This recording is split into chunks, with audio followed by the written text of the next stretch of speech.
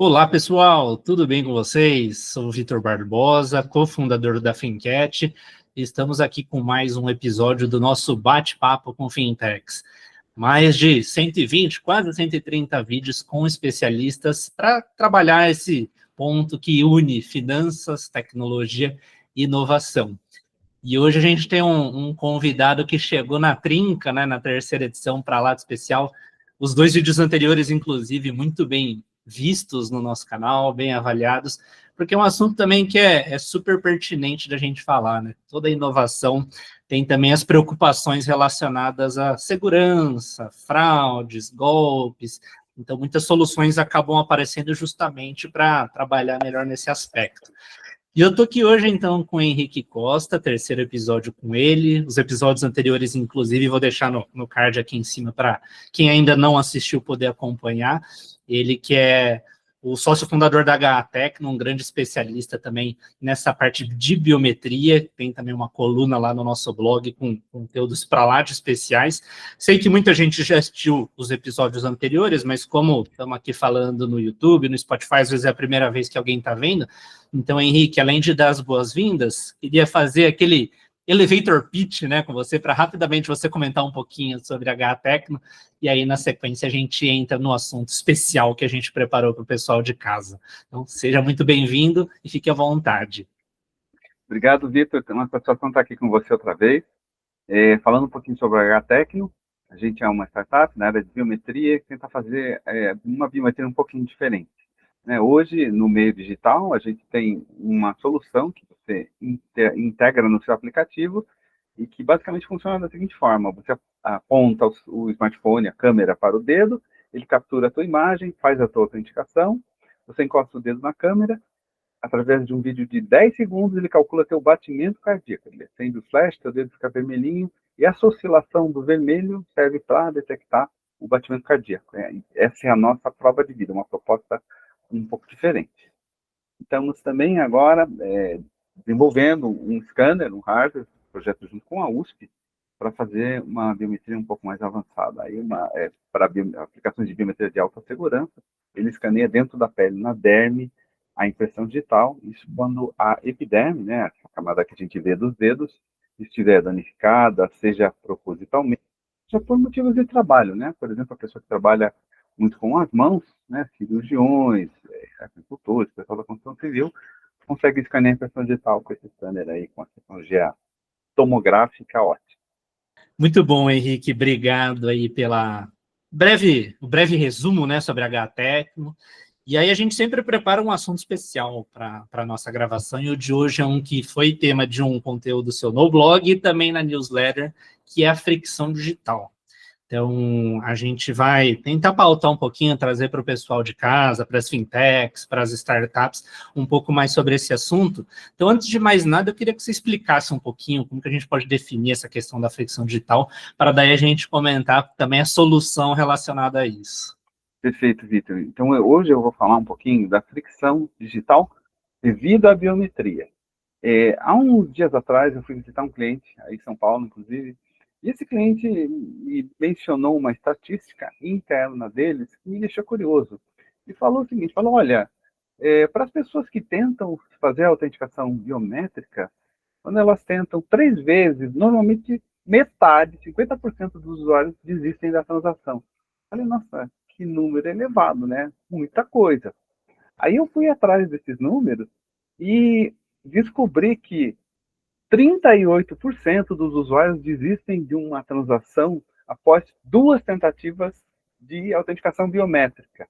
E 52% desistem após 3 tentativas. Falei, nossa, mas é bastante coisa, né? E aí eu lembrei daquela situação, né? Fazer aquela pergunta aqui para quem está nos ouvindo, que é, quem nunca, né? Quem nunca passou por aquela situação que você está tentando cadastrar sua biometria e tem que tentar 1, 2, 3 vezes? Eu mesmo já passei isso quando fui fazer meu cadastro no gov.br, e eu ainda uso óculos, né? Então tem uma dificuldade a mais que a biometria manda você tirar o óculos, né? Para você cadastrar. Quando você tira, você não enxerga aquelas letrinhas miúdas que aparecem embaixo, que mandam você piscar, mexer o rosto e tal, para fazer a prova de vida. Então, pessoas que usam óculos inerentemente têm uma dificuldade a mais. Mas tem uma estatística que, aliada a essa, me fez pensar, talvez muitas empresas do setor financeiro, que a gente está falando, né, com o portal do setor financeiro, muitas empresas talvez estejam perdendo dinheiro com isso, né? No Febrabantec do ano passado, eu ouvi uma executiva de um grande banco falar o seguinte: olha, a gente tem um número elevado de transações rejeitadas de cartão de crédito, né? Ela mencionou que essas transações, às vezes por motivo de segurança, às vezes por outros motivos, eram rejeitadas e o usuário não conseguia fazer a transação, né?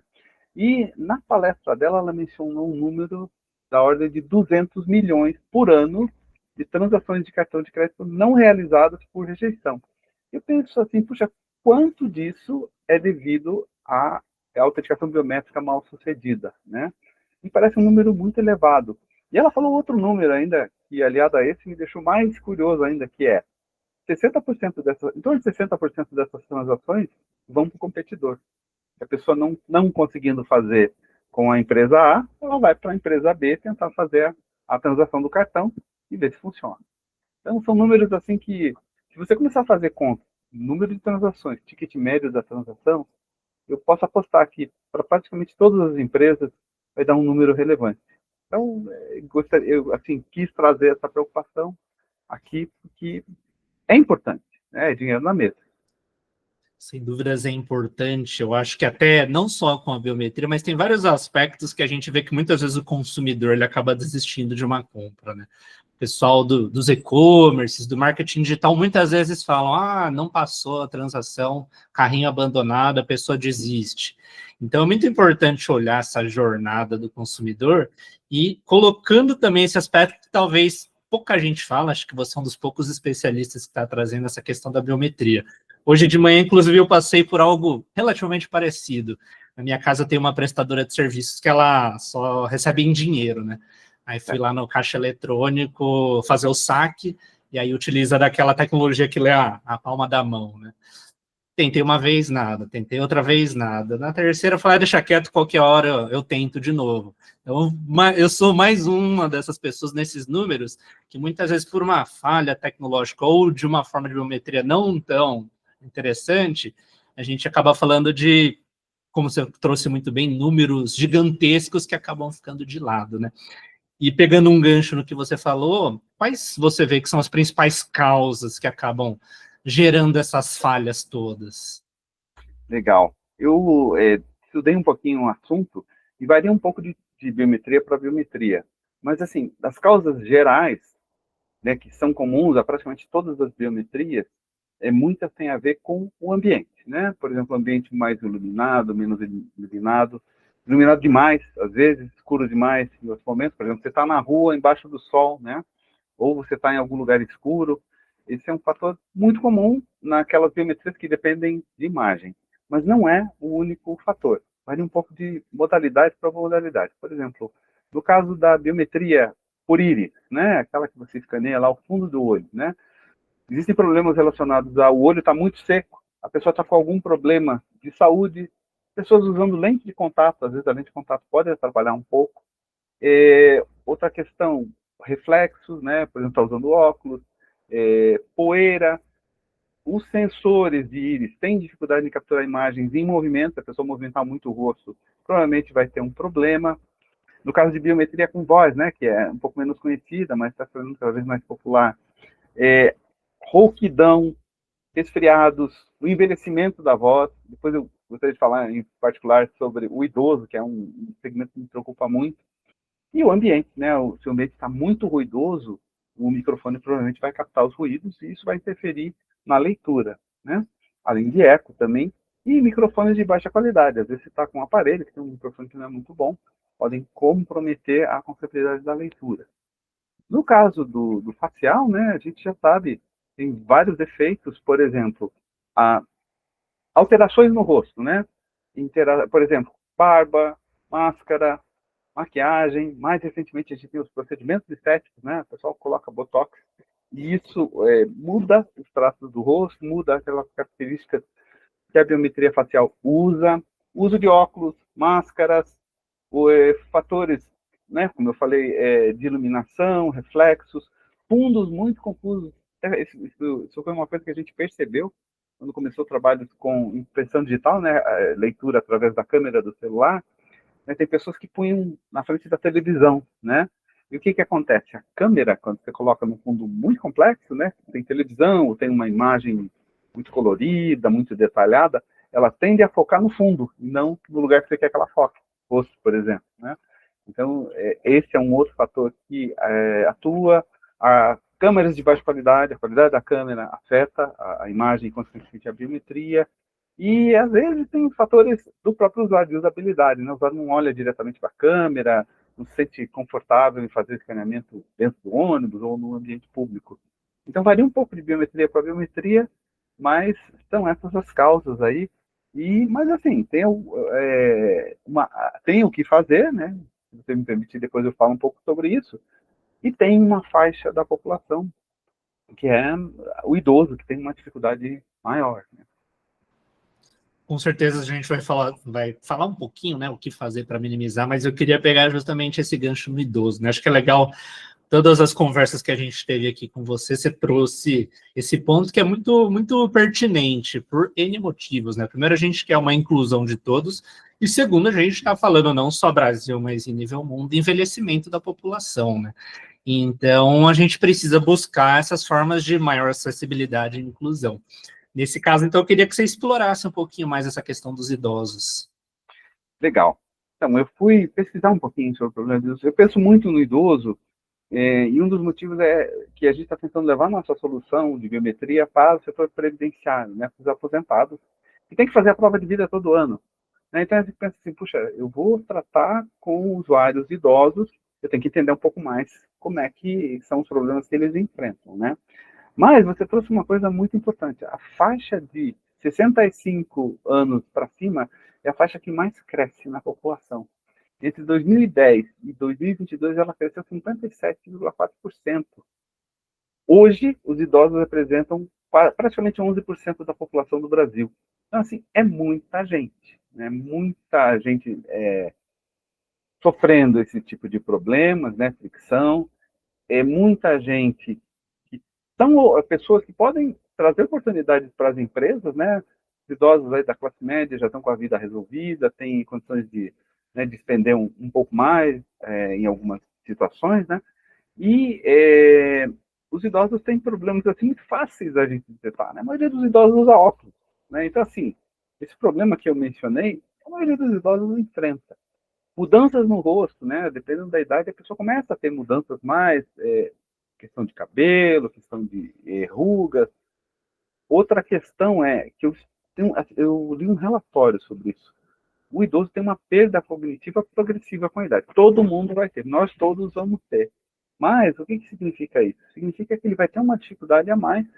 Por exemplo, quando ele está na quarta, quinta tela, talvez ele não lembre o que ele digitou na primeira tela.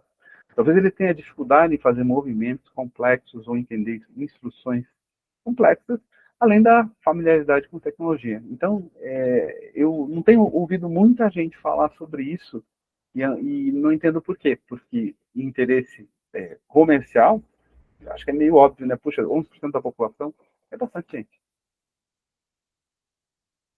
E esse ponto dos idosos até bem alinhado com a gente aqui na Finquete. A gente tem um conselheiro que ele participa bastante de um movimento chamado Silver Economy, né? Que é a economia prateada, justamente da gente fazer essa inclusão tecnológica também para os idosos. E acho que esses pontos que você trouxe é realidade de muita gente, de muitos familiares. Conforme você foi falando, eu pensei, por exemplo, esse final de semana eu estava com a avó da minha esposa, ela tem 93 anos, e ela treme bastante, né? Naturalmente da idade, né? Aí eu fico imaginando, né? Você vai fazer a prova de vida, que fala, vire para lá, vire para cá, segura o celular na frente. Então, às vezes a pessoa nem consegue mais segurar bem o equipamento, né? Então a gente precisa buscar, de alguma forma, essa acessibilidade também para eles, né? Exatamente. E, infelizmente, o segmento dos idosos é um alvo muito frequente dos fraudadores. Né? O fraudador ataca o idoso sem dó. Né? Várias modalidades de fraude a gente ouve assim, mais comum é engenharia social, tentar fazer o idoso passar a senha ou fazer uma transferência bancária. Infelizmente, eu tenho meu grupo de pessoas mais próximas, idosos, que já sofreram fraude e infelizmente caíram nessas fraudes. Então, eles são um grupo muito vulnerável, que merece um cuidado adicional. E no conteúdo do blog e da newsletter, acho que você traz também, além dessa questão dos idosos, dois outros públicos que também muitas vezes acabam tendo certas dificuldades nesse aspecto, né? Muitas vezes em relação à etnia e também a deficiências.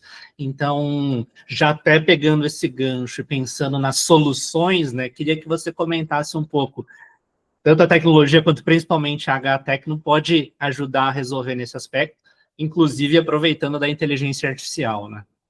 Ótimo você ter mencionado esse ponto. Também são grupos que eu sempre me preocupo, né? O Brasil, como você sabe, é esse caldeirão de etnias, né? A gente tem etnias muito variadas e, infelizmente, nem toda a biometria, né, ou modalidade biométrica responde bem a determinadas etnias, né? Um exemplo, as etnias asiáticas, afrodescendentes, né? Eu tenho relatórios do NIST que mostram o impacto da biometria em determinadas etnias, ou seja, o principal impacto, a acurácia, né? Nesse relatório que eu mencionei do NIST, ele mostra um estudo que diz o seguinte, olha, se a pessoa for afrodescendente do sexo feminino, pode haver uma queda na acurácia de até 34%. E me parece um número muito grande. E só por curiosidade, eu gosto de entrar nesses sites de reclamação, né? Eu entrei num site desses aí e fui contar quantas reclamações devidas à biometria por pessoas de variadas etnias. Tem um monte. Foi até uma surpresa encontrar tantas, assim. Pessoas que chegam a falar coisas assim que não são muito lógicas, mas mostram o grau de irritação da pessoa, né? A sua biometria está me discriminando, a biometria só não funciona porque eu sou dessa ou daquela etnia. E nos Estados Unidos, né, principalmente onde essa questão étnica é muito forte, né? A gente vê termos, até se criou um termo chamado racial bias lá, né? Vamos dizer assim, o preconceito racial da biometria, que já gerou polêmica, já gerou artigos, já gerou reclamações, inclusive no Ministério do Trabalho deles, e sugeriu assim adotar múltiplas biometrias para resolver o problema. Ou seja, se essa biometria não vai bem com você, tenta essa outra aqui. Então o problema não é só o Brasil, é mundial. E o deficiente, eu tive a oportunidade de, num evento há uns 2 ou 3 meses atrás que eu fui, eu conheci o CEO, fundador de um banco para deficientes, né? Um banco, uma fintech, né? Para deficientes. E nós conversamos assim das dificuldades, né? Então, às vezes tem dificuldade pelo fato da pessoa ter uma deficiência na face, né? Tem o constrangimento de que a pessoa não quer passar de escanear a sua face, tem dificuldade de movimentação, posicionar o celular na posição correta. Então, existem várias dificuldades que os deficientes estão passando aí, está meio passando batido, né? A gente não vê muita gente pensando nisso. É preocupante. E acho que esses dois casos, antes até de você comentar melhor sobre as soluções, acho que vai até mais do que a gente falou de jornada, né? A jornada é importante, mas também como a reputação de uma marca, de uma empresa, pode ser afetada por esses pontos, né? Como você comentou, portais de reclamações, tem lá pessoas colocando, e isso pode um palito queimá-las, né? Por questão de etnia, por questão de deficiência. Então, mais um ponto importante da gente olhar para essa boa, vamos chamar assim, né? Jornada envolvendo a biometria, né? Interessante você estar falando nisso, porque a gente leva muito tempo para construir uma reputação e perde muito rápido com uma situação dessas, né? Então, sim, é muito importante essa colocação sua. Legal, olhar bastante para isso, né? Daqui a pouquinho até vou pedir para você reforçar os contatos com o pessoal, então, para conseguirem aperfeiçoar a solução para manter a boa reputação, né? Mas antes disso, até então comentar, né? Como que a gente pode não cortar tudo, né? Mas minimizar todos esses efeitos de fricção que a gente estava comentando. Perfeito. Existem algumas, não diria técnicas, mas algumas dicas que as empresas podem seguir, né? No reconhecimento facial, algumas empresas estão tentando câmeras infravermelhas, a própria Apple, né, tem uma câmera dessas que ajuda, né, você vê a solução da Apple funciona, às vezes funciona até bem demais, a gente fica um pouco desconfiado. utilizar algoritmos que permitam um aprendizado contínuo, né? Aprendendo com as situações, por exemplo, essa questão da iluminação é uma questão muito importante e é uma questão antiga, né? No nosso caso, na nossa empresa, a gente resolveu enfrentar o problema utilizando IA. Então, a gente tem uma IA que detecta a iluminação do ambiente, faz a imagem ser processada de forma diferente, conforme esteja claro ou esteja escuro. Essa é uma dica que muitas empresas poderiam usar, né? Ou seja, vamos detectar a iluminação do ambiente e tentar processar de uma forma diferente, ou pelo menos avisar o usuário, faça um ambiente um pouco mais escuro, um pouco mais claro, né? Na biometria de íris, né, não tem muito jeito, é tecnologia, né? Usar sensores de uma acuração um pouco melhor, controlar o ambiente, né? Ali é possível até porque você tem um lugar que a pessoa coloca o rosto, então o ambiente controlado é sempre mais fácil, você controla a iluminação, controla a posição, interfaces que guiem o usuário, né? Uma orientação correta para o usuário sempre ajuda.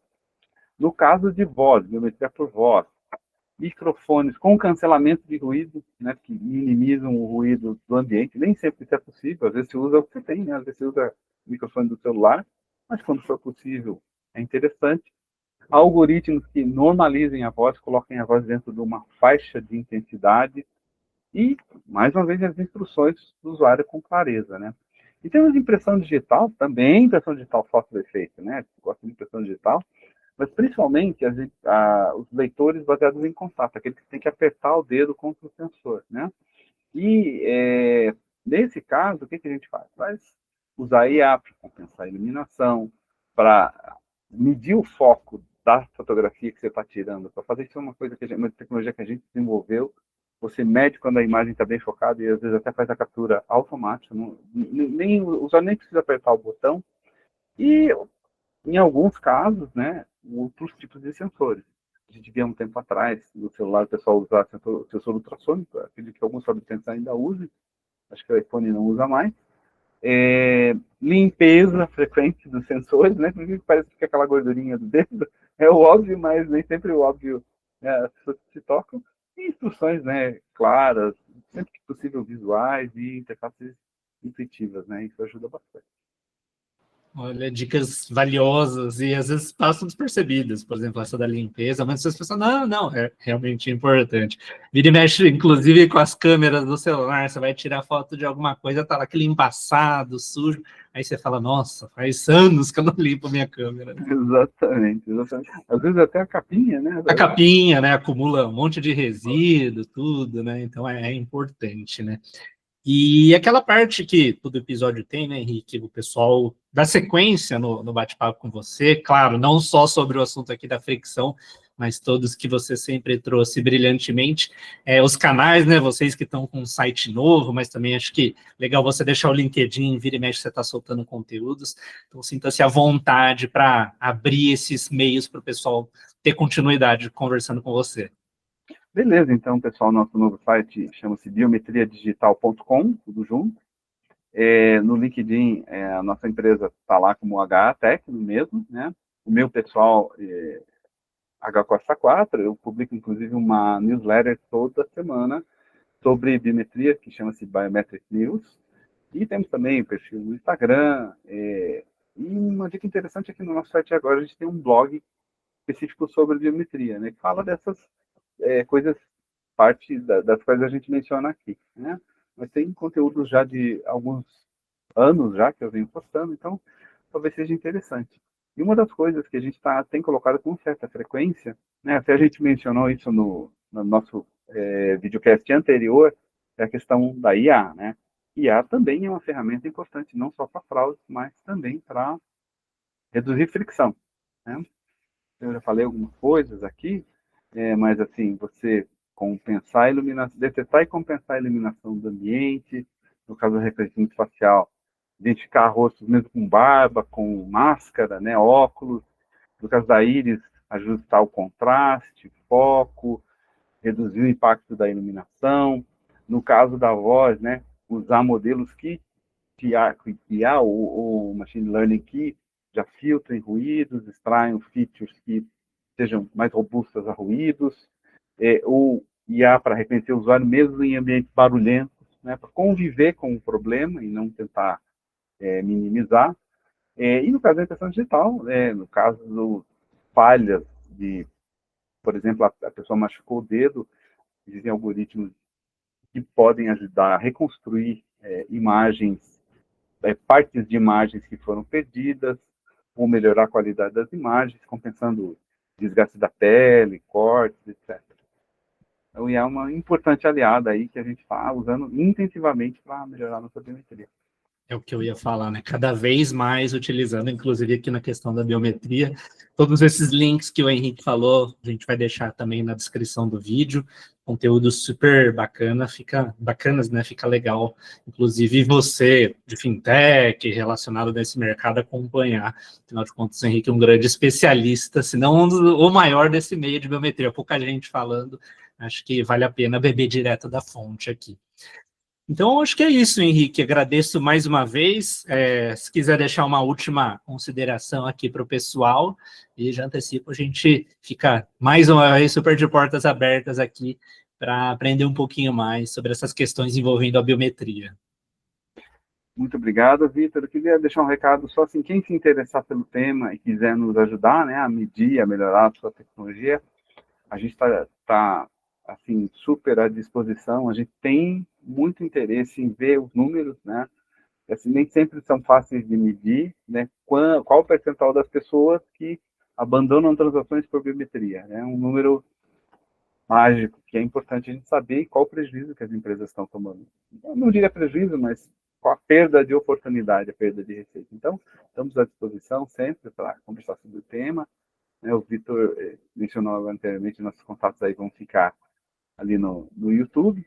Então, agradeço mais uma vez, é um prazer vir aqui sempre falar desses temas aqui, desse público aqui tão seleto, né, do setor financeiro. Agradeço e até a próxima, né, na conversa aí. Espero que Nós a gente que tenha em breve. agradecemos. Nós que agradecemos, com certeza, até a próxima. Então, reforço aí os convites para você seguir o Henrique H Tecno. A gente aqui também tem nossos canais, deixa o like, se inscreva, compartilhe o conteúdo tão importante que a gente conversou hoje mais uma vez aqui com o Henrique. E a gente se vê no próximo bate-papo com Fintechs, pessoal. Até lá! Até lá!